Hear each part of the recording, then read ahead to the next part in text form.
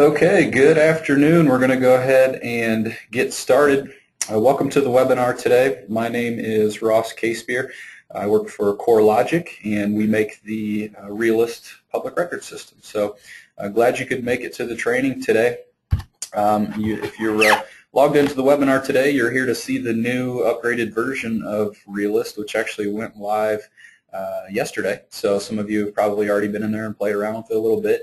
Some of you may not have yet, so we're going to give you a good look at it. About an hour and a half session here where we're just going to run you through the entire program and make sure you're familiar with all the different options. So welcome to the webinar. If you've never been to one of these webinars before, basically the way they work, you can see my screen and hear me through either your computer speakers or the telephone, depending on how you've chosen to listen to it. You do have the option to switch between the two if you'd prefer the other option. There on that panel on the right-hand side, you can select either one of those. You do not need a microphone. It's simple one-way communication. And if you do call in using the telephone option, or if you click the telephone option there, you'll get a phone number and PIN and passcode to type in when you get into the conference call there. You also do have the ability to type in a question over there on the right-hand side. I do have someone else with me to try to get you an answer back. Keep in mind there's a lot of folks on this call, so if you do type a question in, you might not get an answer right away. You may want to just jot that question down on a sheet of paper to start with. There's a good chance we're going to cover it at some point during the class today, so maybe you want to hold that towards closer to the end of the session. But you do have the ability to type those in, so go ahead if you'd like. With that, let's go ahead and jump into the presentation here. So let me bring up the browser window here. And for those of you who have been in, probably have already seen the links over to the new version of Realist. For those of you who have not, the current links that go to your old version of Realist have been converted to point to the new version. So your tax link up here at the top of ML Exchange, the smart links over here on the right, you'll have the Realist Tax Search there. And of course, also if you go into listing, let me just pull one up here real quick.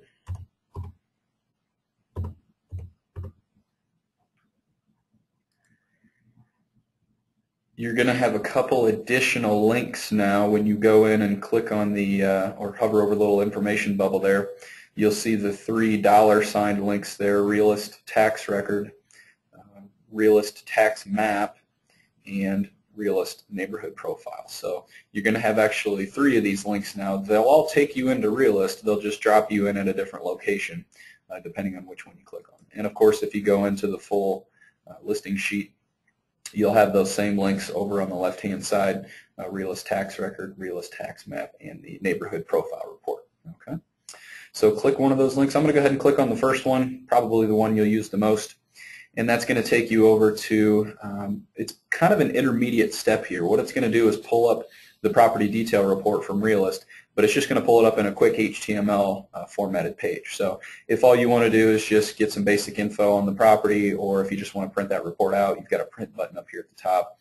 If you want to go a step further and actually launch the full program, then you can click the launch button up here at the top, and that's going to go ahead and launch Realist in your other tab or window there. For those of you who have not been into the new version of Realist yet, it is a Flash-based program, so you do need to have Adobe Flash installed on your computer to access it. If you do not have it, you'll get an error, well, it's not really an error message, but you'll get a notification message when you come in here that you need to install the latest version of Flash. Some of you may also have an outdated version, so make sure that you if you get prompted there, make sure that you update to a later version to access the program.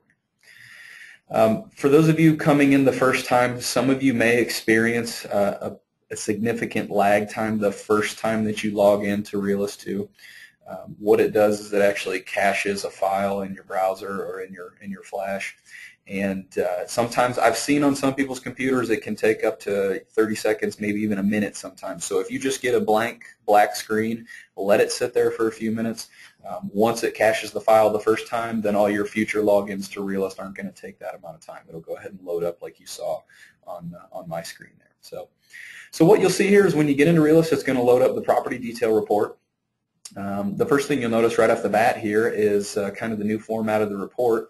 also including some property photos. So obviously Realist is a public record system by default, pulling in tax and assessment data, but the new version is also going to integrate a lot of the MLS data and photos in here as well. So the photos that we're seeing up here at the top are actually pictures from the most recent MLS listing coming from the MLS. So we'll talk about that a little later. We'll get in and show you some of the other integration of the MLS data and kind of how that displays.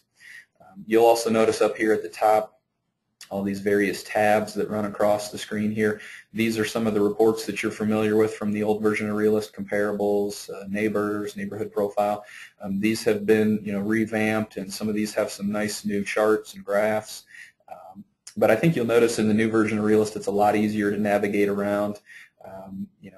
There aren't as many pages to go to. Everything's kind of brought together into one screen. So when you open up a report here, all your report tabs are up here at the top to run your various searches. And then when you close out of a report, and you click the close button up here in the upper right corner, that'll bring you back to the home page of Realist. And the home page is basically the search page. So in the old version of Realist, you had that search menu where you had to load all the different searches.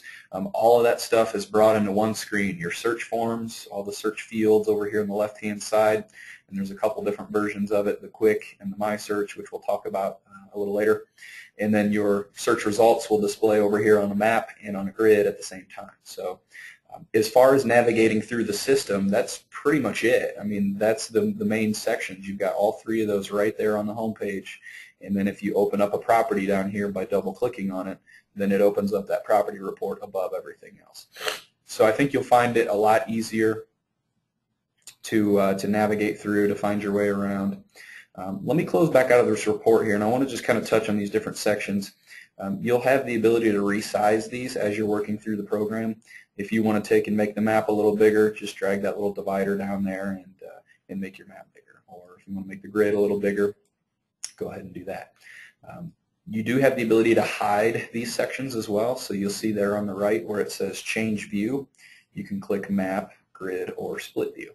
So obviously we're looking at the split view right now, but if I were to click on Grid, for example, that would just show me my grid and hide my map back behind it. Or vice versa, if I click on Map, that's going to hide the grid and just show me a larger version of my map. Okay. So you can kind of determine how big those sections are depending on where you're working at the moment.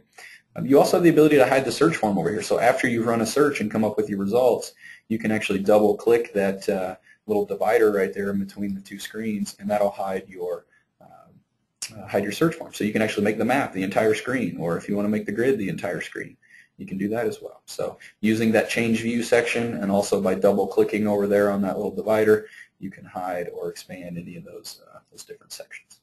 Okay.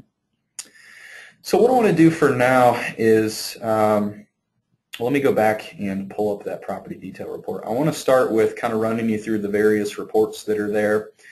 After we do that, then we'll come back here and we'll take a look at the search form, the grid, some of the things you can do with the grid, the data on the grid, and then also the mapping tools. And we'll also touch on some of these menu items up here.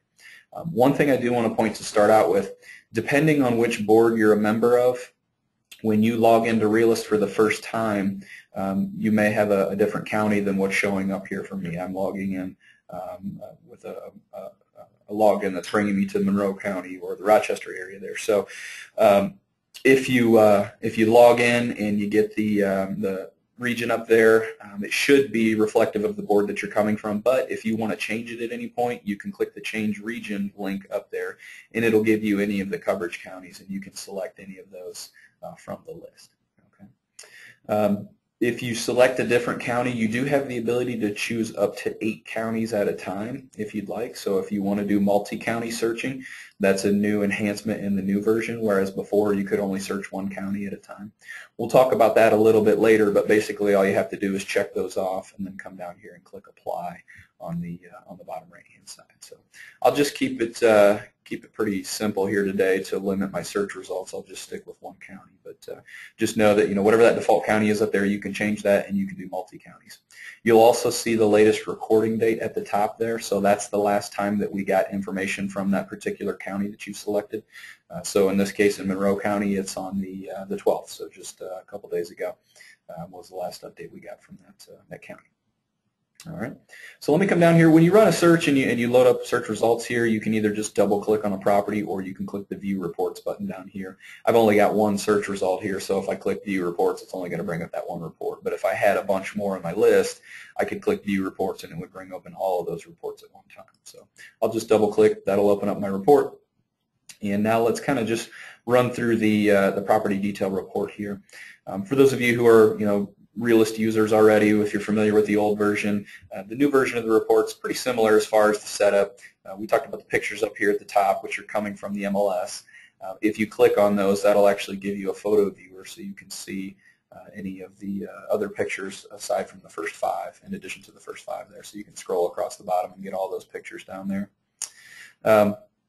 If you scroll down then, of course, kind of the familiar sections you're used to, the owner information, the location of the property, tax information, tax IDs, lot, block, exemptions, those kind of things. And then if you scroll down, you'll get the assessment data and the tax data in a nice little table there. So it'll give you a 3-year running look at the market and the assessed values, and also the tax values over the last 3 years. And it'll give you a dollar and percentage change year over year. So nicely formatted section there for your assessment and tax data. The characteristics that you'll see here, this is a good example of where you'll start to see some MLS data integrated in with the tax data, with the public record data. So what you'll see here is, for example, over on the right where it says total baths is a good example here. See where it says 2/1? That's telling me if I hover over that field that the public record database says there's 2 full baths on that property, but the MLS says there's 1. And so anytime you see those slashes or anytime you see any italicized data, that means it's coming from the MLS. Okay? If I hover over bedrooms, it doesn't say 3/ anything, but if I hover over it, it's telling me it's both the tax and the MLS say there's 3 bedrooms. So you can see differing values, you can see the same values. You may also see just MLS data. So over here under garage capacity, you'll see that 1 right there is italicized. So that's data that's coming just from the MLS. There's nothing in the public record telling us how many garage spaces there are, but in the MLS, it's telling us there's 1. So same thing with parking spaces. A lot of those fields, bedrooms, bathrooms, square footage, you'll see those values, and it'll just hover over them, and it'll tell you where that data is coming from. So you get a nice kind of combo view of not only public record data, but MLS data integrated from the most recent listing in the MLS. Any additional property features also available down there in a separate little table, as well as an estimated value section. This is where you can choose, if you'd like, to display CoreLogic's AVM value. This will use a pretty complex algorithm to calculate a value for the property. It'll give you an AVM range as well, and then it'll show you what date that was actually calculated on. And basically, when CoreLogic calculates these AVM models, they use quite a bit of public record data that's available, sale information around that property, properties with the same type of characteristics in the same area. It also uses, if available, MLS data that's coming from the MLS. So it's a pretty complex algorithm that comes up with that value, but it will show you a confidence score and a standard deviation over here. So higher confidence scores mean theoretically a more accurate value. And that number is going to vary anywhere from 60 to 100. And if you hover over those values over there, it'll kind of give you a little explanation of that. So you won't see any AVM values with a confidence score lower than 60. If it's lower than 60, then there's really not enough data there to compare to, not enough sales to support the value, not enough MLS data to use to supplement it. So anywhere from 60 to 100, the higher it is, then theoretically the more accurate that value is. The forecast standard deviation then is kind of a metric to show you, how the range was calculated as well for the AVM value. Okay, so higher standard or higher confidence scores are better, lower standard deviations are better, more accurate values, but it will give you a little explanation of that when you hover over those 2 values. Now, I always like to bring up at this point a couple things. First of all, in your particular setup in your MLS, you have kind of a unique setup where you have folks coming from 3 different boards. So 2 out of the 3 boards in the MLS have agreed to include the AVM values, and the third currently has not. So if you don't see that AVM value on there, then you're probably part of that board that doesn't include that on the reports. Even if you are part of the boards that do include that, you do have the ability to remove that if you'd like, as well as any of these other sections. So you'll notice in the lower right-hand corner where it says print, save, and email. If you want to print this out, or you want to save this to your computer as a PDF, or you want to shoot this to a customer in an email, you'll have a couple options there. You can either do a quick version or a customized version. Quick version is basically just take the page that I'm looking at here and email it or print it out. Customized would be, it'll give you a little window where you can pick the different sections to include in your printout. So if in this example I was going to email this to you and I wanted to take out the estimated value, I could just simply come in and uncheck it, and then when I go to print it out or save it or email it, it'll leave that off of that report. Okay? Or maybe I want to take out the mortgage history or the owner information or the listing information or whatever. You really customize those and kind of create one package out of those different reports. And not just the property detail report, but any of these other reports. We haven't even looked at them yet, but you can come into those various reports. You can uncheck the entire report if you want to leave it out, or you can take out any of the different sections from that report. Okay, we're going to go through here in a few minutes and look at the rest of these, but just know you can customize those packages before you print them out or email them, and it'll create one PDF out of all those reports, so you won't have to send out multiple multiple emails for the different reports that are available. The nice thing about Realist 2 is it also remembers what you did in your last session. So if you come in and you place some checks or uncheck some of these boxes, the next time you come in, it'll remember that in your future logins. Okay. So any of those sections that we're going through, just kind of keep that in your mind. You can take any of them on or off of the report if you'd like, and it'll stay that way going forward, so you don't have to mess with it each time. The listing information section, this will show you the most recent listing coming from the MLS. Okay. And below that, then you'll see any history, any previous listings to that most recent one. You'll also notice the link there. That is what we call the reverse link. So we looked a little bit ago at how you can come over from the MLS and link to Realist, but if you're already in Realist, you can also link back to the MLS. So you just simply click that link. It brings up what we call the reverse listing view, and it'll pull up in another tab there the full detailed listing display from the MLS. Okay. So you've got the reverse link there from Realist back to the MLS to pull up that listing. Mm-hmm. If you scroll further down there, then you'll see the familiar market sale and sale history sections. So this will show you the first section here is the most recent sale. This would be the most recent arm's length transaction, the last time money changed hands on the property. Down below that, and then you'll see any sale history. This particular property doesn't have any previous sale history on it, but if it did, you'd see that in the table down here below. The sale history section will include nominal sales as well. You won't see, if the most recent sale was a nominal sale, you will not see that nominal sale up here at the top. It'll only show down here in the history. But that includes things like marriages and divorces and things like that. And there will actually be a little indicator there to let you know that that's a nominal sale. Okay. And finally, the mortgage history. That'll show you the mortgage history. There is a minor change from the classic version of Realist. It's no longer going to display all the previous owner's mortgages, so all those outstanding and released and old mortgages. Those are going to be cleaned up here. You're only going to see the history for the current owner on the property. Of course, you could see multiple entries there if they've taken out firsts or seconds or refinanced or anything like that. So you'll see that for the current owner only under the mortgage history. All right. And finally, at the bottom, the property map. So you'll get the kind of two versions of it. You'll get a zoomed-in version of the map with the estimated lot dimensions on the property, and then you'll also get kind of a wide-angle map of that area, that neighborhood that property resides in. All right. So quite a bit of data there, kind of a new revamped version of the property detail report, integrating all the MLS data, the photos, characteristics, and so on. If you want to run any of the other reports that are available, easy to do now. All you do is just click the little tab at the top. It'll go ahead and run that report. In this case, I clicked comparables, and what it's doing is it's using a preset defined set of criteria that I had already set in my preferences up here under the preferences section. For those of you who have used Realist already, you'll know there's a preferences section in there where you can set up the criteria for these various reports. So how far does it search automatically when it does a comparable search? What radius does it search? How far back in time does it search? Those kind of things. And you can set all that stuff in your preferences, which we'll take a look at later, or when you run each report, you can also modify those preferences on the fly. So it did kind of a standard search here for me. It did a half-a-mile search out around that subject property.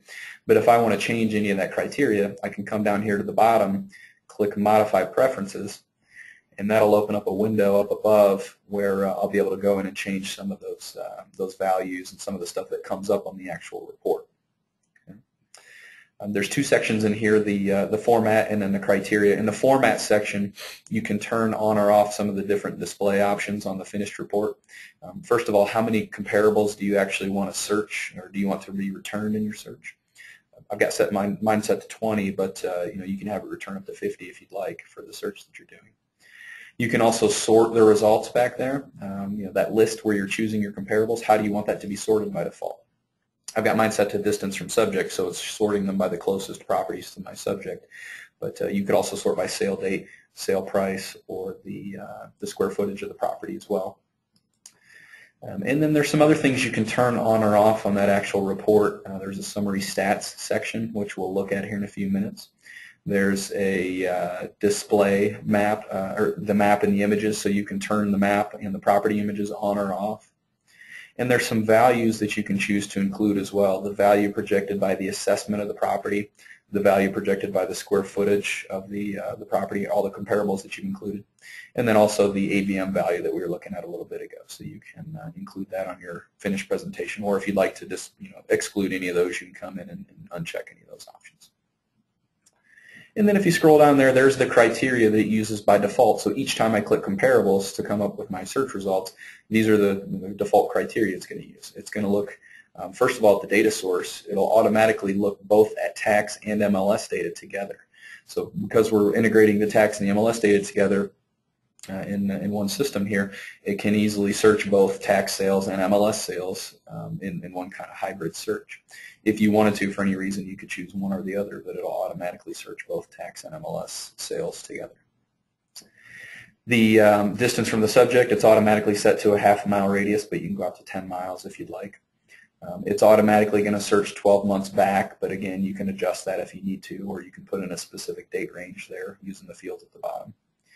And as far as the square footage and the size of the lot, it'll search automatically 15% plus or minus in square footage, and then 25% plus or minus in the lot area. So, and of course, it's up to you. You can adjust this. You can set it to whatever you want. These are just the defaults that it starts out with. So, by all means, if you want to adjust that under your own preferences, you can go ahead and do that.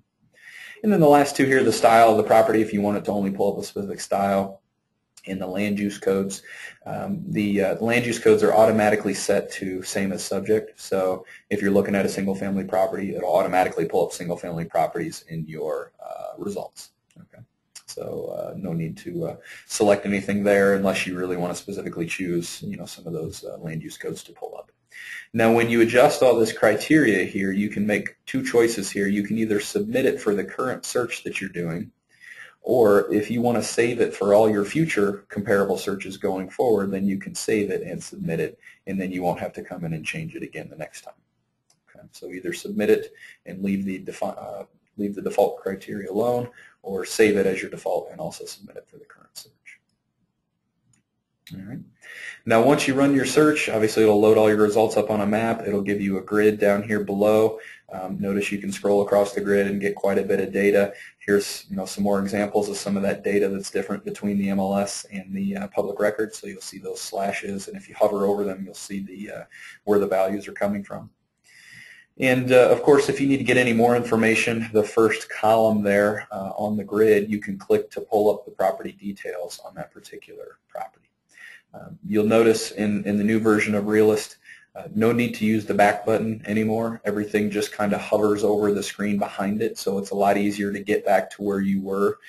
Once you open up that screen, when you're done with it, just close out of it, and that'll take you back to where you were before. So no need to follow the old breadcrumb trail like you did before at the top of the page in the old version of Realist. At this point, you'll just pick the comparables you want, generate your comps report down here at the bottom, and that will spit out your finished presentation.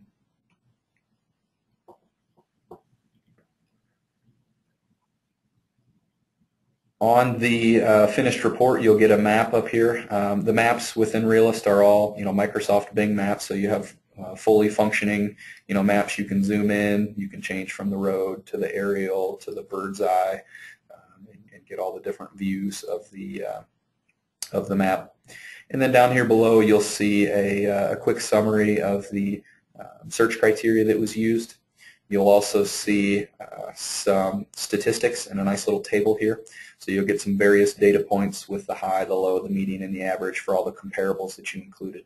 And this is where you can also choose if you want to include some of those values we were talking about earlier. So it'll calculate a value projected by the assessment of the other properties using the average assessed value ratio.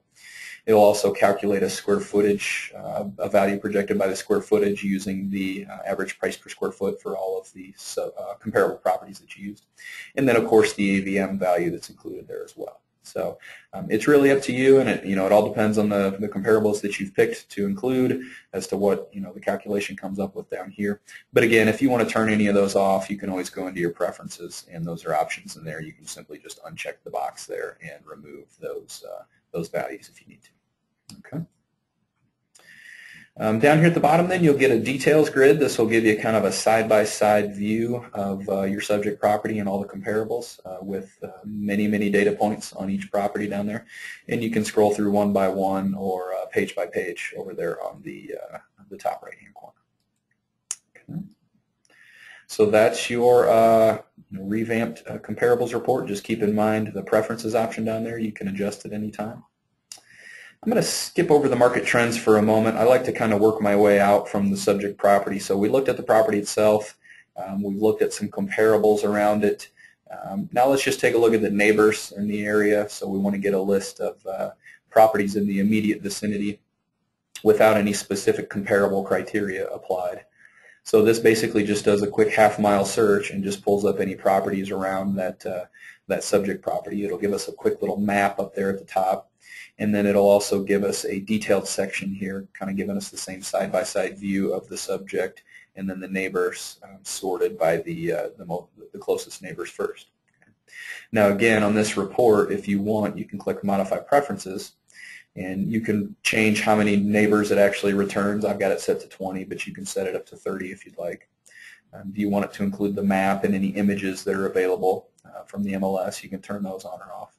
Would you like to change the distance? So it's set to half a mile by default, but you could go up to 3 miles if you're out of town and you need to do kind of a wider angle search.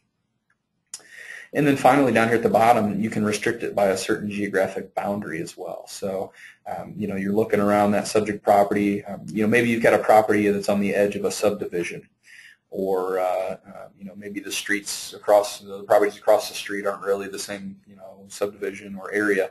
You can come down here and you can restrict your search to those certain boundaries like city, zip code, census tract, subdivision, even down to the same street level. So go ahead and do a half-mile radius search, but only pull up properties that are on the same street.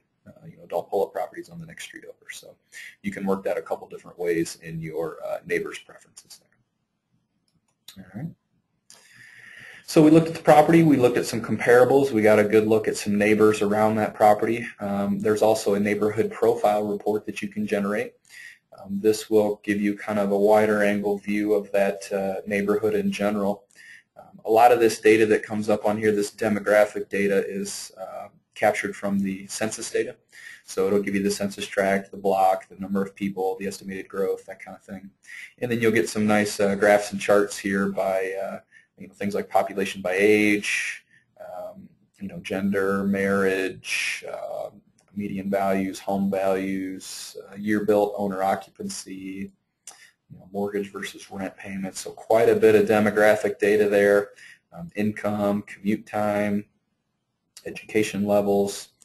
And then also down at the bottom, you'll get the list of schools in the area, as well as the list of businesses in the area, points of interest. So again, you have control. It'll automatically do a mile search around the schools, around the property for schools and businesses. But if you want to come down here in your preferences, again, click that button at the bottom. You can choose to include or exclude any of those sections, demographics, schools, or businesses. And again, how far out do you want to search for schools? Do you want to change it to 2 miles or 3 miles or 5 miles? What grade levels do you want to include? Do you want to do public, private, or both?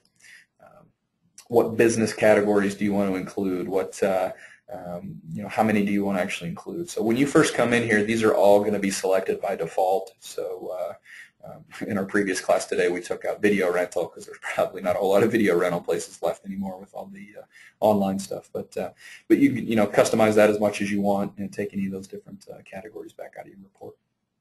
Okay. So we've got the neighborhood profile. Now we can also get kind of even a wider angle view if we go to our market trends report. And this is going to give us some nice graphs and charts based on the trends in those areas. And it's aggregated by several options here. Neighborhood data, if it's available. We'll talk about neighborhood data in a little bit. Zip code that the subject property's in, the city, and then the county that the subject property's in. So you'll get things like median home value, the median sale price for those areas, the number of sales in those areas, sales activity on a graph, as well as a rolling 6-month period there. You'll also get the price per square foot values, square foot values, distressed properties in the area, the foreclosures and the rate change of those foreclosures in those areas, as well as the stages of those foreclosures in those areas. And then the final section, you get a loan-to-value section, which will show, or a financial health section, which will show you median loan-to-value ratios in those areas, as well as negative equity properties, the number and percentage of negative equity ownerships in that area. So you'll get some nice, kind of market trends graphs that you can put together and send out as a package deal to a customer. Okay. So a pretty good suite of reports up there that are available. Just click on the tab to generate the report you want. And again, you've got preferences on this report too. So if you want to come in and take out any of those different sections of the report, if you want to do it on condo versus single family, or if you want to disable any of the geographic boundaries there, neighborhood, zip, city, or county, you can uncheck those as well. Okay. The final link up here, or tab, the Assessor Map.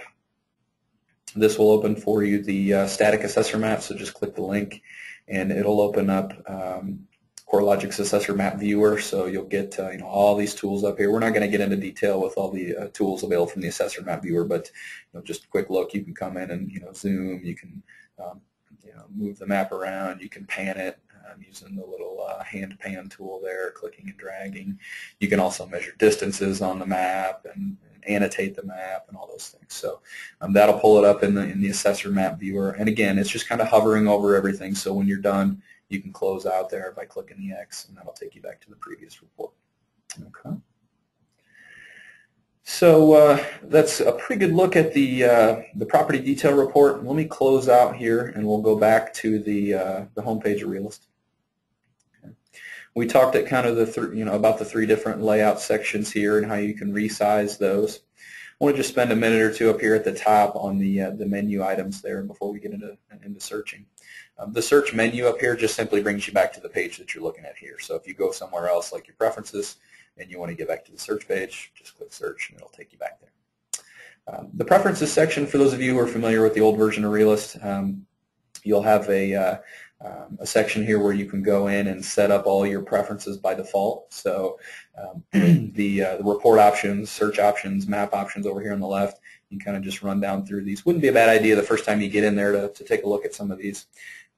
Keep in mind your settings from your old version of Realist are not going to transfer over to the new version. So, saved searches and all the preferences you had set up, unfortunately, those are not going to transfer over. But the good news is, if you look in the upper right-hand corner here, you'll see a link to Realist Classic. So you can go in. This link is going to stay up here for probably several weeks, maybe even a month or two. It's really up to the MLS as to how long that stays there, but you'll be able to link back over to the old version of Realist. So even though when you come into Realist it points you to the Doom version now, you can still get back to the old version if you just need to get in there and do something quick. Maybe you're not familiar with the new one yet. We'll still be running parallel there with the old version for a little while. Okay. Well, let's just kind of run through these real quick here. The report options have a couple things over here on the right. The first, the display format. You can choose either the dynamic or the fixed format. When you pull up a property and you're looking at all the fields on that data sheet, you can have it display only the fields that actually have data in them, which would be the dynamic display, which is what we were looking at earlier. It basically hides all of the empty fields. Or you can change it to a fixed format, which would basically give you every field that's available on every report, whether it has data or not. So you'll see the fields with data, and you'll also see the empty fields that don't have data for the property that you're looking at. So it's really up to you. It's a personal preference. I've set mine to dynamic just because it kind of cleans it up a little bit and saves me a little paper when I print those out. The property detail report down here, you'll get the map and options to turn the map and the images on or off. So if you want to turn those on or off by default, you can do that on the property detail report. And then the rest of these we pretty much looked at. The comparables report, market trends, neighbors report. This is all the same stuff that we saw a little bit ago when we were going into each report, but if you want, you can come in and set those in your preferences as well. The last item down here, just to point out the Assessor Map, there's one little item in here that says Enable Assessor Map Viewer, but it's only available for Internet Explorer. So if that Assessor Viewer that we were looking at a few minutes ago, if you use Internet Explorer, then it'll go ahead and automatically open up that Assessor Map in CoreLogic's version of the Assessor Map Viewer. If you uncheck this option, or if you're using a browser other than Internet Explorer, then you'll have to have some other type of TIFF viewer on your computer or on the browser that you're using. So those assessor maps that come up, those are TIFF files, T-I-F-F. So you'll need to have some sort of viewer installed on that particular browser that you're using to view those TIFF maps. If you're using Internet Explorer and you've got this item checked, then you can use CoreLogic's version of the Assessor Map Viewer, and you're good to go. So unless you, for any specific reason, you want to disable this, this will be checked by default, and you probably want to go ahead and leave it for your Assessor Map views. The search options up here, a couple things just to touch on. The first, auto open property detail report when a single property is found. When you run a search, if you're searching by property address or tax ID or anything like that, owner name, if you only find one result to your search, it'll go ahead and automatically just open up that one property. Okay, so you won't have to double click to open up the property. Save you a little clicks there. The next two here, display mailing labels registered on the do not mail list and display phone numbers registered on the do not call list. Realist scrubs its record or its database of phone numbers and addresses with the National Do Not Call Registry as well as the Direct Marketing Association Do Not Mail list. So if any of the owners for those properties are registered with either of those lists, it'll display that on the actual reports themselves. So you'll see on the report if they're on the Do Not Call list or the Do Not Mail list. But you have options here if you'd like. When you print out labels, you can have it automatically hide those folks that are on the Do Not Mail list. So if you leave this unchecked like I have it, then when you go to print labels, it's not going to include those folks that are on the Do Not Mail list.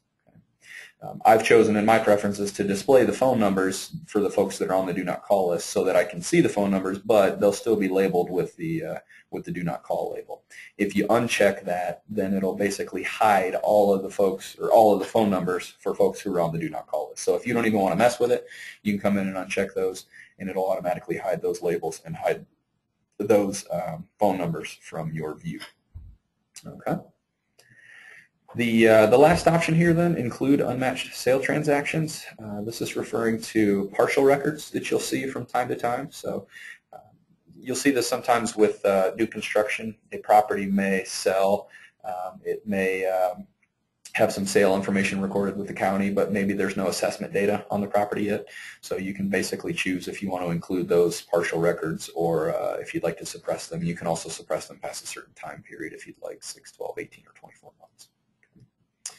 And then finally, the last option, the maximum number of properties to view in a grid, anywhere from 50 to 1,000. When you run a search in Realist, what's the maximum number that you want to display at one time. I've got mine maxed out so I can bring up 1,000 properties at a time on my search results. Even though you can only bring up 1,000, if you run a search that results in more than 1,000, then you'll be able to choose if you'd rather refine your search. You can go back and change your criteria, or you can go ahead and just export those extra properties.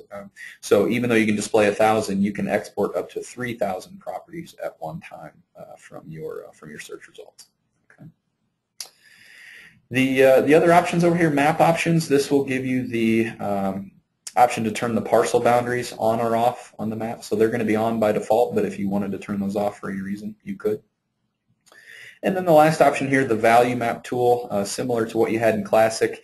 If you want to register for this program, this allows you to put a basically a little widget almost on your public web page, on your own personal web page, where the public can come in and put in a street address and see what the value of their property is using that AVM model. They'll get a little map which shows the property. They'll also get a quick little look at some properties that have sold recently, as well as some properties that are actively listed on the market. So again, if you're in one of the boards that doesn't subscribe to the value map or the AVM models, you won't see that link there. The other two boards, you'll see the value map icon. Okay, so you can register for that. It'll send you an email. It'll tell you what you need to do to get that on your website. So that's pretty much your preferences there. Just a couple quick other things up here at the top, and then we'll get into searching.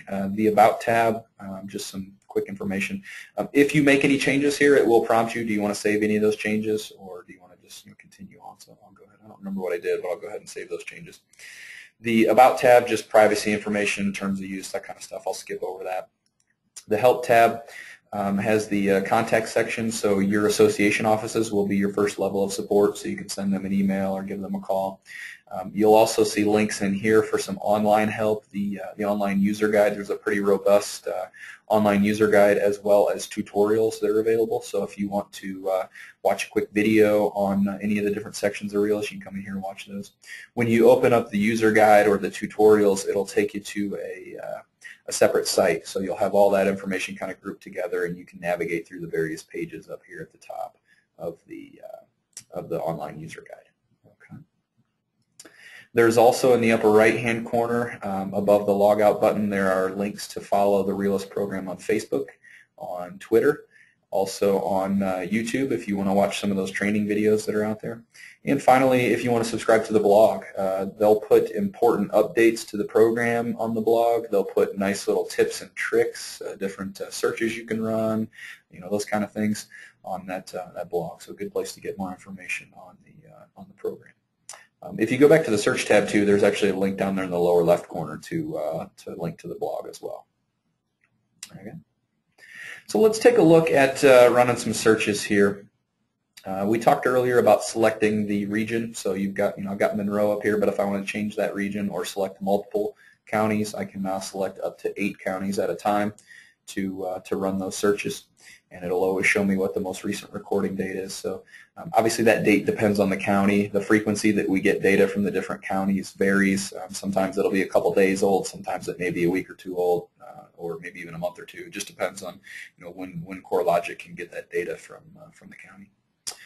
The search options you have here, then you have a quick search and a my search. The quick search basically contains the 4 most commonly used fields when running a search by property or for a particular property. You're just searching by the address, you're searching by the owner's name, the MLS number if it's a listing, and also the tax ID of the property. So couple quick tips here. The address field, this is one combined field, and you'll see kind of an example there, 123 Main Street, city, state, zip. You can type in the entire street address into this one field, or if you just want to put a portion of it, that's okay too. So you could just put in 123 Main Street, Rochester, or 123 Main Street, or 123 Main, or whatever. So you can type in any portion of that address. You don't have to put in the entire street address in there. It's not a wildcard search though, so when you're putting in the street name, make sure you do type out the entire street name. Okay. If you jump over to the My Search tab over here on the right, you're going to have a lot more fields that are available to you to search. And when you'll notice the first time you come in here that there's a form that's going to load called the General Search. and that's an admin form. You'll see the little padlock up there. That's a form that everybody has access to. It's got just some basic fields on it: subdivision, school district, township, census tract. It also has all the street number fields or the street address fields broken out into individual fields here. So this works a little closer to how it did in the old version of Realist. So if you want to break those out into individual search parameters. For example, on house number, you may be searching for a specific house number like 200, or maybe you want to search a range. So you can change that little operator out there. You see where it says house number is. Simply click that, and then you can go is between, is greater than, is less than. So if I do is between, then I'll get two fields there, and now I could search everything between the 200 and 400 block on, say, a particular street or something like that. So any of those fields you see with the little operators there, the little blue links, you can change how you search that. For example, a text field like street name, you can do a starts with search, or you can do an is search, which would be an exact search.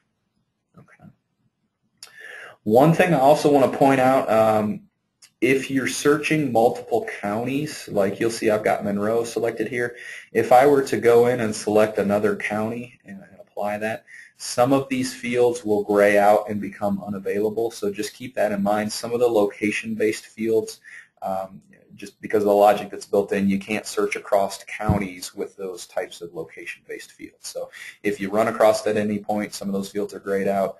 It's a good chance maybe you've selected multiple counties there, so you'll need to narrow your region down to a specific county in order to use those fields. Okay. Let me back up a step here. I'm going to jump back over to the quick search here. So we talked about the address fields. Owner name is a good example too. You can change the starts with to an is search if you'd like. But here you just type in the last name, the first name, or the corporate name, for something like a bank. So it's last name first. So we can just do kind of a quick example here. Let me just type in Wilkins, and I'll click search there. So this is looking in Monroe County for any owner name that starts with Wilkins, because I did a starts with search. And you'll notice over here already on my results when they load up here, not only am I getting Wilkins, but I'm getting Wilkinson, because Wilkins is contained within Wilkinson, okay, or starts with Wilkins. So that's kind of just an example there of a search. You just click search. It loads up your results on the map and the grid down below. One thing you'll notice right off the bat too is that the map and the grid are always working together. So if you come up here on the map and you zoom in and you click on a property on the map, one thing that's going to happen, it's going to open up that little window up here at the top, but it's also going to highlight that property down here on the grid automatically. Okay. And also vice versa, if you click on a property down here on the grid, it's going to automatically highlight that one on the map. So the map and the grid are always working together. You'll see all the checkboxes over here. If I were to come in, I've got 109 results here, but if I were to come in and uncheck all of those, it removes them completely from the map. And then I can come in here and check off one by one any of these properties, and you'll see they automatically populate on the map one by one. Okay, so those are always working in unison. Let me jump over to the My Search tab here. In a few minutes, we'll come over and take a look at the grid and some of the mapping tools here, but let me go over to the My Search tab. If you want to get more detailed with your searches, other than just searching for a specific property, maybe you want to farm an area or look for particular properties in a subdivision or anything like that, come over to the My Search tab. Like I said, it'll load up a general search form already. It has just kind of some basic fields there: subdivision, school district, township, all the street address fields that we talked about earlier. And then if you go down, you get some other fields like zip code, recording date, sale price, and then some attribute data like building square foot, bedrooms, bathrooms, land use codes, those kind of things, style. You'll see the difference in some of these fields. Some of these fields you're just typing in what you're looking for. Other fields you're actually selecting from a list. So if you're looking for a particular land use code, you have the state land use codes in a list here, and you'll click that and it opens up a separate window there, and you can toggle through them. All these lists are alphabetical, and if you want to kind of filter them out here by letter, you just click over here on the left hand side and it'll bring up kind of a sub list there on the left. Okay. So you'll see the land use codes from the state, and then CoreLogic also has kind of a standard set across all of the land use codes in the country that they kind of map together, and you'll see those as well in kind of another separate section. So you can search by either or depending on the property type that you're looking for. Now that said, that general search, that's going to load by default, but you do have some other searches that are available to you up here underneath this little folder. So if you click the little open folder there, let me clear everything out here. This clear button, that'll clear your search form. It'll also clear out your map and your grid over here on the right. So that clear button basically just kind of clears everything.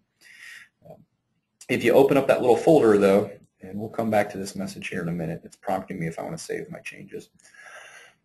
Excuse me. Open up that little folder, you'll see all of these search forms that are already built for you. So you have a general search in there, which we already looked at. There's an owner-seller search, which kind of groups together just some basic info like searching by the owner's name, the mailing address, the zip code, the phone number, whether it's occupied by the owner, the seller's name, and then also the tax ID. So it just kind of builds a quick little simple search form for you automatically to search for owner or seller info. You also have an MLS search in there, which a lot of the MLS specific fields are grouped together into one search form. So list number, status, all the dates, sell date, pending date, those kind of things. You'll see those in one simple form there as well. So those are all kind of grouped together for you in one form. And then also the final one, the distressed property search. If you want to go to an area and pull up all the properties that are in a stage of foreclosure or recently a distressed sale, like a short sale or a bank-owned sale. So this will group together some basic location-based fields here, as well as when you scroll down here, things like the foreclosure stage, pre-foreclosure, auction, bank-owned, the dates of those foreclosures, whether it's a distressed sale, yes or no. So that'll tell you if it's a short sale or a bank-owned sale. And then also, because we're integrating the MLS data together here, this gives you the ability to do some different kinds of searches. You can do some hybrid searches here. You'll see, for example, the MLS status search field is here. So you could come in, kind of combine your MLS status search with your foreclosure search and maybe pull up expired properties that are currently owned by the bank, or active properties that are in a stage of foreclosure. So having this data kind of aggregated together gives you the ability to do some of these kind of hybrid searches and pull up some real valuable data from those forms. Okay. Now you do have the ability to customize these as well. So if I were to open up one of these forms, let's say the general search, and I wanted to move some of these fields around, I could take each field and just click and drag and drop it where I want it to be in the list. So you can, on the fly, take these fields and just click, drag, and drop and reorder them in your list. In addition to that, down there at the bottom, you'll see the Edit Attributes button. So if you click that, that'll give you a list of all the fields that are available for you to search by. And they're all alphabetized here, so if you want to add any fields to your list, just find the field on the list and then check it off, and it'll add it to the list over here on the right. The categories up here, this will allow you to kind of filter out the list a little bit. So if you want to pull up all the property or all the data fields having to do with the owner, then just click owner information or the location of the property or property characteristics. So it'll go ahead and kind of filter that list for you. And then from there, if you want to add any of those, just check it off. It'll add it to the list over here on the right, which is the order of the fields on that current form. And then you can take, if you'd like, and click and drag any of these around as well. So it's all just click and drag and drop, and then that will reorder those on the search form. Okay, so just apply your changes when you're done. When you make a change to a search form, you'll want to go ahead and save it up here at the top.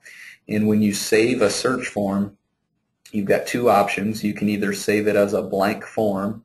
If you're just saving it as a form, then that's just kind of a template. There's no data actually entered into the search fields.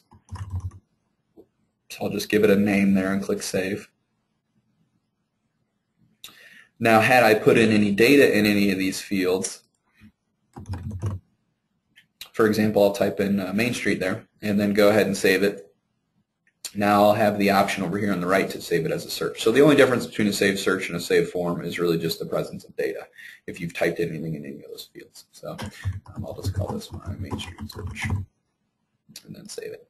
And now you can quickly see when I go back to the open folder here to open up those searches, I've got the list of admin searches that were already built for me, and now I've got some other searches, a blank form and a saved search that I put in some criteria there. So you can build these, you can customize them, move the fields around. You can build them from scratch as well. If you just want to click the Create New button up there, it'll just give you a blank form, and you can just start adding the fields that you want and really customize your searches there. So we talked about all those little buttons up there at the top, the Create New, Open, Save, and Clear Search. There is a little tutorial. All these little question marks that you see around here, these are tutorials on how to work with the search or work with the grid or the map or those kind of things. The Actions drop-down that you see here, a lot of those same buttons are located in there. Create New, Open Existing Search, Save your search, Clear out your search form. There's also a Delete option in here, so you can come in and delete any of those previous search forms that you built at any point. Okay. And there's also a running list of any of the last 5 search forms that you've accessed. So simply just click those without having to go in and open them up again from the folder. It'll just keep a running list there of your last 5 forms that you've accessed in Realist. Okay. So let's go ahead and just run another quick search here. One thing I do want to point out about these fields, we talked about the operators there earlier. You also have the little plus sign next to these fields where you can add multiple values. So for example, if I put in Main Street here, if I click the little plus sign, I could put in another street right above it. So maybe I'm searching on Green Street as well. So I could add that in there. And now I'm also searching on Elm Street. Okay. So you can add multiple values. You can also remove those values over there on the left if you need to, one by one. There's also a little button out here where you can clear out the values of an individual field without actually clearing the entire form. And you can delete that field from your search form as well from there without having to come down and click on the Edit Attributes button. Right. But one of the other quick things I wanted to demonstrate was some of these fields will have, it's basically an autocomplete feature, I guess you could call it. So as you type in something like subdivision here, as I type in a letter, it's going to go ahead and give me a little list that's going to start auto-completing, kind of following what I typed in there. So as I type in another letter, it'll update the list. And another letter, it'll update the list. So you can come in and type in a portion of that and then choose what you want from the list. Now just because something comes up in the list here doesn't mean you have to search for it. You'll see all these subdivisions here that start with Westchester. Maybe I want to pull up all those subdivisions. I don't want to come through and select every single one and add it to the list and then type in another one. You can still, even though that little autocomplete comes up, you can still just leave it as a starts with search. Okay. So you can just type in Westchester, don't select something from the list, and just do a starts with search. All right. So I wanted to point that out. Just because that thing pops up doesn't mean you have to go ahead and do the search with the list. You can type in there and do a starts with search. Let me jump back over here and let me just do that. I'll do that Wilkins search again so we can pull up some properties here, a decent number of them. Your search results load on the map and the grid like we looked at earlier. Let's jump down here to the grid and talk about what you can do here with your results. So I'm going to go over here to change view like I did earlier, and I'm going to hide my map. I'm going to click on the grid button here. So that's going to hide the map back behind. And I'm also going to go ahead and hide my search form over there on the left. So again, I'm going to double click on that little divider. That's going to load up my search form, or hide my search form, excuse me. And let's kind of take a look at your grid and some of the things you can do here. First of all, notice the indicator columns over here to the left. And if you hover over the header, it'll tell you what each of those columns are. But the first is the MLS Photo indicator. So if you want to pull up the pictures to any of these properties, you just come in, click on the little indicator there, and it'll go ahead and pull up the photo gallery. This particular property doesn't have any pictures here. Let me see if I can find one that does. I think we looked at that earlier when we were pulling up the photo gallery. I did notice, we're taking a look, some of these properties show that they have photos, but there aren't actually photos loading up in the little window there. So the developers are taking a look at that. There may be some photos that were missed on the initial loaded data there, so they're taking a look at that. If you see that going forward, just be patient with us. They're loading those up. The second column then is the listing indicator. So you'll see a little listing indicator there, and it will show you the status if you hover over that. So that's the status of the most recent listing in the MLS. And again, if you click on any of those little indicators there, that will take you back to the MLS and give you the reverse link for that property. So again, it'll give you the reverse listing view, pull that property up for you, and you can view that from the MLS. So another place where you'll have that reverse link. And then also the foreclosure indicator and the distressed sale indicator. So if that property is in any stage of foreclosure, that third column there, you'll see an indicator for those for things like auction or pre-foreclosure or bank-owned. And again, if you hover over that, that'll pull up that little indicator there to let you know what that stands for. Now these properties that are in a stage of foreclosure, if you open up the report, I want to point out, you'll notice up here at the top there's going to be an additional tab, a foreclosure tab that we didn't see earlier because we weren't pulling up a foreclosure property. So that tab dynamically appears if you're pulling up a property that's in a stage of foreclosure. And that'll give you the data from the most recent foreclosure transaction, the stage, the buyer, the dates, any data that's available from that, from the county on that particular foreclosure process. You'll also notice too, if you've pulled up multiple search results, those also show over here at the right-hand side of your property report. So without closing out, I can easily toggle between one or kind of cycle through the various search results that I've come up with in the search that I did. Okay. And you can also hide that over there on the right if you'd like. Okay. The other indicator column here then you'll see is the distressed sale indicator. So if a property, if the most recent sale on that property was either a bank-owned sale or a short sale, you'll see those little indicators there. So the purple ones you see there, those are short sales. Short sales basically to Realist, what that means is it's a sale that's already occurred. It's not necessarily listed short in the MLS currently. It's if the most recent sale of that property was a short sale. And the way that it calculates what a short sale is it looks at the most recent sale price of the property, and then it compares it to the previous owner's mortgage. And if the most recent sale price is less than the previous owner's mortgage, then it flags it as a short sale. Okay? Now keep in mind that's always not 100% accurate because we're not showing if we don't have access to released mortgages or what's outstanding or anything like that. It's just comparing the previous sale price to the previous or the most recent sale price to the previous owner's mortgage. So kind of take it for what it's worth, but it will give you kind of a good idea. There are some of the distressed sales in that area, some of the short sales, and also I'm trying to see if there's any left in this list here. I don't think there is. Oh yeah, there we go. The little brown ones. If the last sale on that property was a bank-owned sale, if the seller was a bank, then you'll see that little brown indicator there, and you can pull those properties up as well. Okay.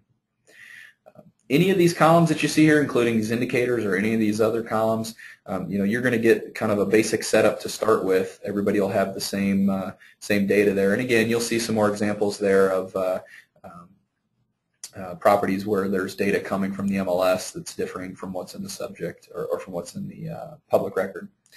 But you can customize these grids. You can move these fields around if you want. If you want to take these fields and drag and drop and stick them wherever you want, you can do that. You can also resize the columns to shrink or enlarge them. The nice thing about this is there's no save button or anything like that. Whatever your grid was the last time you were in Realist, that's what it'll be the next time you come. So it's just another one of those places where it remembers what you did the last time. You don't need to worry about saving it or anything like that. It'll just retain whatever the last setting was. You can also sort by any of these columns. So if you just click on the header there, you can sort in ascending or descending order. And you can also do multi-tiered sorts. So you'll see the little 1 next to that column there. I could come over here to the next column and click the little 2, and that would be my second tier that I'm sorting by. And then I could click on another column, and that would be my third tier that I'm sorting by, okay, or my fourth tier.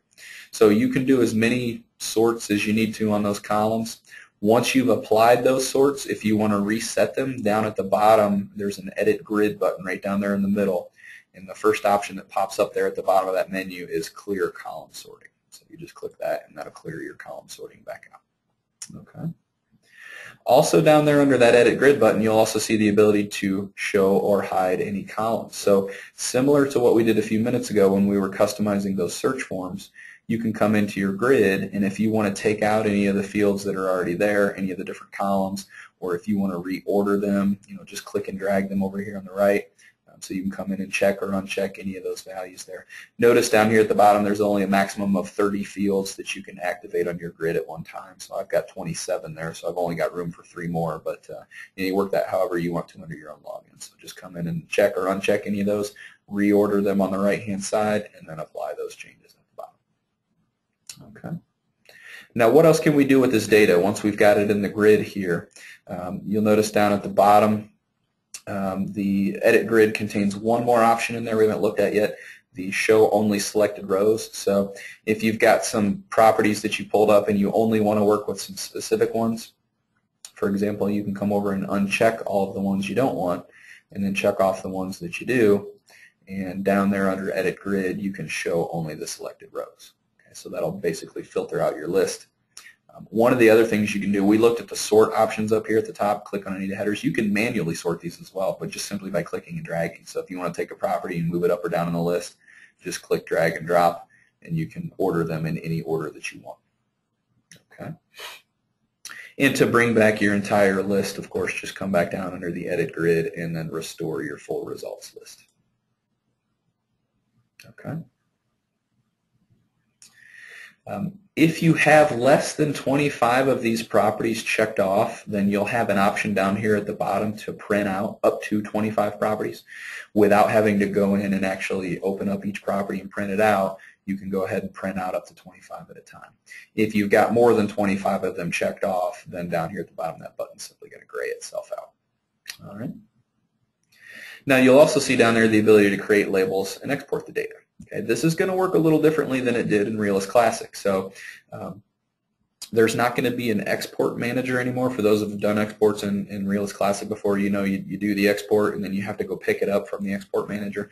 This is all just going to happen on the fly now. So you run your search, you check off the properties you want to export, and then you come down and you either create your labels or you click the export button.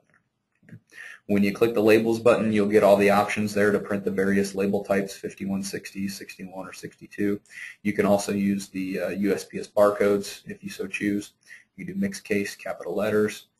You can choose between the tax billing address or the property address, and also you can customize several things in here. So you show the current owner, include foreign addresses, eliminate duplicate labels. Maybe you've got some investors in there who own multiple properties, and also the custom label, so you can put a little bit of text in there, or current owner, or future seller, or whatever. And then out here to the right, it's going to show you the export status, which will give you how many exports you're allowed that month, okay, how many you've actually exported that month, the remaining that you have for that month, and then how many you're about to do in the export that you're currently doing. So I've only exported 109 in my previous class. Looks like I did the same search, and I've got 4,800 left. So I'll come down here, click Create, and that'll go ahead and generate my labels.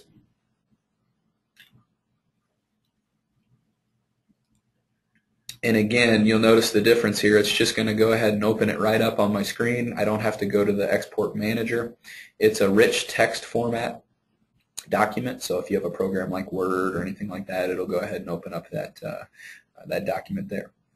Now keep in mind, this is, once this document opens, it's a local document. It's not saved on your, it's not saved on Realist anywhere anymore because there's no export manager or anything like that. So once you open that document up, make sure you save it or you print it out or do whatever you need to do, because if you close out of it without saving it, it's gone. You can't go back and open it back up unless your browser caches it. Unless you can still come back in and open it up there, you'd have to do the labels again. Okay, so make sure, the little caveat there's no export manager. Your exports are not saved on the server anymore. They're just generated on the fly. And then the last option down here, the export option, simply just exports to a spreadsheet or really a CSV file, a pretty standard spreadsheet format. And you can export either the grid, which shows, just exports the fields that you see there in the order that you see them, or you can do a customized export, which will give you the ability to come in and check off specific fields to export and order them in a certain order there. So you can come in and grab all those fields and check them off, and then create an export there. You do have the ability to save these as templates, so you don't have to come in each time and check off all the fields. Just come down and hit Save Export and then give it a name. Here's one that I did in the previous class, so without having to go back and load those fields back up, I can just click Load, and it'll go ahead and load those back up for me without having to spend the time. Okay. And again, just hit Export, and it spits it out to a spreadsheet, to a CSV file. All right. Okay, so that's your your grid information. Again, you customize all that, move those around, add, edit fields, remove fields, and then generate your labels and export your data at the bottom there. Let me bring back my map. Whoops, I wanted to actually do the split view there. Let me click the split view. And you'll see in between the map and the grid you do have the ability to print these as well or email these. So if you just want to print or email the map or the grid, come down here and you'll see in that little sub menu you can do the map and the grid together at one time, or you can do just the map only or just the grid only. Okay. What I'm going to do now, I'm going to go ahead and hide my grid. Let's focus on the map. So I'm going to click the map button and I'll go ahead and bring back my my search form over there on the left-hand side. Okay. When you run a search and you pull up properties in the on the map, obviously you can click on the little little indicator there, and that'll open up a little window. It'll give you some basic information from the public record as well as the MLS if available. You'll see here links that'll take you to a couple different places. The first of those will zoom you down in on the property. The second are the estimated lot dimensions. So that little ruler there, that'll zoom you right down in on the map, and it'll pull up those estimated lot dimensions on that parcel boundary. You'll also then see if there's a listing in the MLS that's matching up to that property. You can link back to that listing from there as well. So that's another place where you'll see that reverse link. And finally, the link to the property reports. So all those reports that we were running through earlier, you can pull those up from the map as well. Now, one of the nice things about the map is it's always interactive, so you don't have to run a search to come up with those interactive tools. So if I come over here and let me actually clear this out, let me clear everything out of the map. Without actually even doing a search, you can come onto the map and click, and it'll pull up all the information in those same little windows there, so you can pull up the reports. It's almost like you're walking down the street. You can just come by and click on this one, click on this one, click on this one. So it's fully interactive mapping tools. But not only going through one by one, if you want to pull up all the properties in a specific area, you can kind of find that area on the map, and then over here on the right you have all these map tools that you can use. This is probably the biggest difference from the old version of Realist to the new, is how quickly and easily you can come in and use the map tools to search an area or to overlay data on top of the map. So if you come over here and you click the little pencil icon, you'll see shapes in here, the radius, the rectangle, the polygon. And to draw these, it'll tell you down here at the bottom to begin, click and release the mouse to center the circle, and then to finish, click again. So I'm just going to click once, I'm going to release my click, and then drag my pointer out. That'll give me the area and the radius of that shape, and then click again, and that's going to draw that circle there. The first thing you'll notice over here on the left, it populates that shape over on my criteria. So that becomes, savable. You saw earlier when we saved that search, I can save that as part of my saved search criteria. Once those maps are on there, you can also click and resize them if you need to, just by clicking on the little handles there. You can name them. So if you're saving these searches and you want to name them and pull them up later, you can put a little label there on the shape. And also you can delete the shape there as well. So you click the delete button there, and that will delete it out of your list or out of your map. You can do multiple shapes on the map, up to 5 shapes at a time. Let me delete that one, and let me go over here and do the rectangle. Rectangle is pretty straightforward. You just click once and then click twice, and that will draw the rectangle or the square.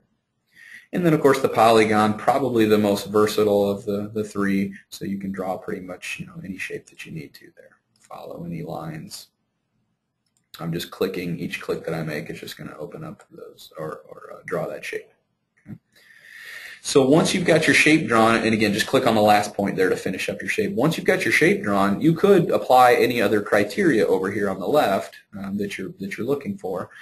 Bedrooms, bathrooms, maybe you're looking for foreclosure properties or listings in a certain status or whatever. You can come over and apply any other criteria. But at a minimum, if you just want to pull up all these properties, all you got to do is just come over and hit search, and it's just going to generate a list of all the properties that reside in that area that you've drawn on the map there. Okay, so boom, there's my map. If I come down here or over here on the right and I change back to my split view or my grid view, those properties are all loaded up down there at the bottom on the grid. So I can quickly, easily come down and pull those properties up, view the reports, create mailing labels. Maybe all I wanted to do is just generate some labels for these folks. Just draw the shape, hit the search button, create my labels, or export the data. So it's a real quick and easy way to search an area without coming over here and messing with, subdivision names and street names and street number ranges and all that stuff. Just come over here and draw the area that you want, and it'll spit out all the properties for you, and then you can go from there. You'll notice me click on this button over here on the right, clear the map tools. That clears out all your shapes or anything that you've drawn on the map, but notice it doesn't clear out your results. So if you want to clear out all your actual property results, that's where the clear search over here comes into play. Okay. The other items under the drawing tools on the right, you have a line tool, so you can measure distances on the map. So you click once and drag out your pointer there. It'll give you the segment length. It starts in feet, and then it goes to yards, and at any point it'll go to miles as well when it gets to that certain point. You can draw as many segments as you need to there. Okay. To stop drawing the line, just click again on the last point that you clicked on, and it'll stop drawing the line tool. And finally, the last drawing tool up there, the annotation tool. So this allows you to annotate the map. If you want to put a little bubble on there and type in some data, you can click and drag and point at a certain parcel or maybe a point of interest, a park, a school, a business, whatever, someone's work. Click on it, and then it'll allow you to type in up to 100 characters there on the map. And you can do multiple annotations. Whenever you go to print these maps or email these maps out, anything that you have on the map, like an annotation or any of the layers that I'm going to show you here in a minute, those will all be included on your printouts. Okay. So those are your drawing tools up there at the top. And if you kind of move down the list there, then you've got some other options there. The boundaries, these are some boundaries that you can overlay on top of the map, things like the zip code, the city, the county, the school districts, and it'll give you kind of a color-coded boundary there that's labeled. Okay, so you can see those boundaries come load up there. I've got a couple of them loaded up at one time. All right. You also have, in addition to some of the standards there, you also have a neighborhood boundary that you can load up. CoreLogic collects neighborhood data in a lot of areas of the country, and you'll see these neighborhoods pop up in some areas. You may not in others. It just depends on what's available, what they were able to obtain. But these neighborhoods that come up, a lot of times they'll match up with certain subdivisions. Sometimes they won't. But kind of take it for what it's worth. It's third-party data. It's not necessarily something that you would see on an assessment record. It may be, but you may see names for neighborhoods here that are just common names for the neighborhood in the area. What the folks know that area as. What that neighborhood's commonly referred to. So you'll see them in some areas, you won't in others. It just depends on what's available. So kind of take it for what it's worth. But it is an option to overlay on top of the maps there, the neighborhood boundaries. And finally, the last of the boundaries there are the flood zones. So you can click and overlay the flood maps on top. The flood maps are no longer available on the actual property reports like they used to, the flood data. It's now simply just an overlay. So you can overlay the data. If you zoom in close enough on the flood layer there to the parcel boundary level, you'll get the flood zone codes that load up on top of those actual colored layers there. You'll get kind of a little key down there at the bottom. And let me actually, I'm going to do this. I'm going to enable or disable and enable that again because I want to point something out here. You see up here at the top where it says use control click to see flood data.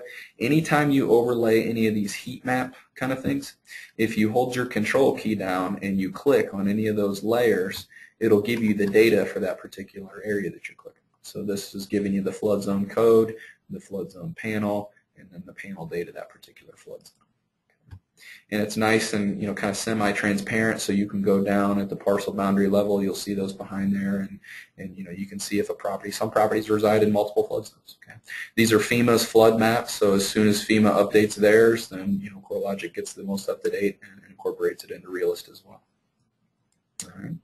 So the flood data is now simply a layer on the map on the boundary section. The next couple options here, the property and sales information, the little push pin. Okay. This will allow you to overlay, let me hide my search form here, give us a little more room to work on the map. This will allow you to overlay some of those indicators that we were talking about earlier. So the foreclosure indicators, pre-foreclosure, auction, bank-owned, the recent distressed sales, the short sales, the bank-owned sales. You can load up all those indicators on the map, and you'll see those little things pop up there on the map, and you can kind of see what's going on in an area as it relates to foreclosure activity or distressed sales, that kind of stuff. Okay? So you'll see those little indicators pop up there. You can also load up, in addition to the distressed properties, you can also load up the sale information. So show me all the public record sales in the last 3, 6, 9, or 12 months. And you get the little red indicator there. Okay. Whenever you're dealing with public record data like distressed property information or sales, you'll see the little kind of square indicators there. And I bring that up because you can also overlay the MLS statuses on top of the map as well. Okay. So in addition to, say for example, the public record sales, I could also come in and load up active listings in the MLS, pending listings, expired listings, sold listings within the last 3, 6, 9, or 12 months. Okay. And you can combine all those. So I've got the public record sales next to the MLS sales, so I can get kind of a look at what sold through the MLS versus what sold through simply just the public record, possibly for sale by owners, those kind of things. All right. So you can load up those indicators and really get kind of a good look in an area as to what's going on, not just from the public record, but also the MLS. If you scroll down in close enough, I kind of skipped over it there, but under the sales and values section, you'll see down there the AVM values are also available. So you can come down into an area and you can overlay the AVM values on top of the parcel boundaries. So you can kind of get a look in an area at what the properties are being valued at using that AVM model. And along with that, you can also come down to the property characteristics section and also load up some other data layers like the address of the property or the, zoom out here a little bit, the owner's name or the bedrooms and bathrooms on those parcels, the lot area, the tax ID. So you can get kind of a quick little data overlay on top of those parcel boundaries. Okay. So a lot of information there in that little push pin that you can overlay on top of the mapping tools. The last couple things here, the trends, there's some nice trend layers that you can overlay. This gives you some statistical data to overlay on top of the map. You can do it by sale price, home value, sales activity, price per square foot, number of homes in foreclosure, percentage of homes in foreclosure. So, for example, maybe I chose the sales activity layer, and let me zoom out here a little bit. This is going to give me, by default, it'll aggregate it by zip code here, and it'll show me layers here, kind of color-coded layers for the hotter and the cooler areas. You'll get a little key down there at the bottom. And again, this is another place where if you hold the control key down on your keyboard, you can click on any of these little sections and it'll give you the data. So what does this data layer really mean? What am I looking at here? Well, if I hold my control key and click, it's showing me in this zip code for a rolling 3-month period as of December, there were 78 sales in that zip code for both single family and condo. Okay. And if I click over here on this one, there were 27 sales. If I click over here on this one, there were 136 sales. So it's aggregated by zip code by default, but you can also use those neighborhoods that we were looking at earlier. If they're available in those areas, you can use those as ways to aggregate that statistical data as well. And then again, pull up those data points. Okay. A couple other things you can adjust there. You can do single family, condo, or both for the data, and you can also change the opacity level or the transparency level, you may call it, of the data layer there. All right. And then the last couple things here, the little points of interest there, the little binoculars. If you zoom in close enough, you can load up points of interest, things like schools, gas stations, restaurants, shopping. So you can go ahead and load those up, and those are interactive, so you can click on them, and it'll give you the contact information, address, that kind of stuff, phone number. Okay. And finally, the last option there are the driving directions. So driving directions are integrated in here as well. You can type in a from address, you can type in a to address. If you're like me and you don't like to type that much, you can just come over here to the map and right-click, and you can do a drive from, and it'll pop that address right into the address there, and then you can come over here and do a drive to, right-click, drive to, and it'll pop that in there, and then just get your directions. And there's a couple things you can do: shortest time, shortest distance, or round trip, and it'll spit out the directions for you. You can print them or email them right there from the map. You can also, it's interactive too, so you can click and drag. So if you want to start your, take your starting point and move it over a little bit, it'll reroute your directions automatically for you. Okay, and then print, email, or clear them out when you're done. Okay. All right, so let me bring back my my split view there, and also my search form. I'm going to double click over there on the left. Whatever you leave Realist as the last time you were in it, that's what it'll be the next time you come in. So if you had all those sections hidden, like I did, if I was just showing the map and I log out, the next time I come in, it's just going to show me the map. So it remembers whatever your last setting was. So get that question from time to time: where did my search form go? Where did the grid go? Well, that's the way you left it the last time you were in there, so that's how it's going to be the next time you come in. Okay. Alrighty, that's a pretty good run through of this system. We've come to the end of the webinar, so I think I hope you like what you see there. I think you'll enjoy using the new program. Keep in mind, remember, you do have the link up here for probably several weeks where you can link back over to the old version of Realist if you'd like to. I'm imagining a lot of you would probably prefer the new version over the old, but you can go back to the old if you like to. So that's what we have for you today. I appreciate your time. Thanks for coming out, and have a good night and a good weekend. Thank you.